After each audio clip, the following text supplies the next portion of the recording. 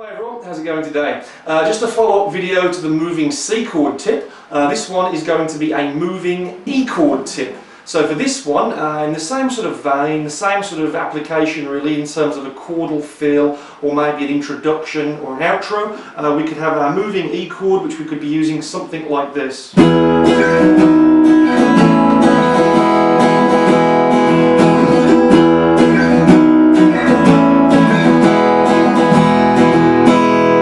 So all I'm doing here is grabbing a normal E major chord and I'm moving that up and down the fretboard to get some different sounds. So the fret numbers I'm going to give you aren't inclusive, but they're just the ones I like to use. There are other places, but they sound a little bit more dissonant.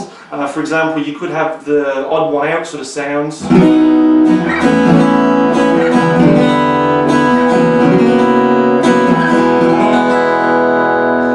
Sort of work okay for an outro, but not really a rhythm piece. So let me give you the sweet sounding ones, and then I'll give you the ones that you might want to use as a passing chord or an outro chord. So normal E chord. I'm going to refer to this chord today to give you the references as where your middle two fingers would be. So in the normal E chord, I would say that's 2nd fret, as that's where your middle two fingers have landed on the 2nd fret. So first things first, if you can reach it and you have a cutaway or you're playing this on electric, shuffle the whole shape up so it's at the octave, meaning that your middle two fingers are on the 14th fret. So that'll be our octave E shape. The next one down will be the middle two fingers on the 9th fret. Shuffle that down so your middle two fingers are on the 7th fret. And then back to the 2nd fret, which is home bass. So putting that together,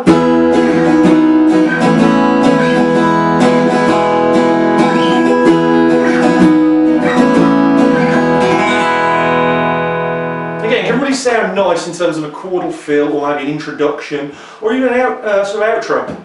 Okay, the odd one out really, or the odd ones out, are ones that I would possibly use as an outro chord, maybe something like something like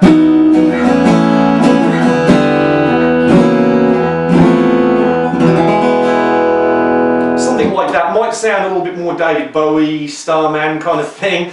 All we're doing there is instead of being on the 5th fret and the 7th and the 9th and all those really, 7th and 9th, which are the sweet sounding ones, we can do it off of the 5th fret, a little bit dissonant, 4th fret, still a little bit dissonant, 3rd fret, still dissonant, and then home bass. So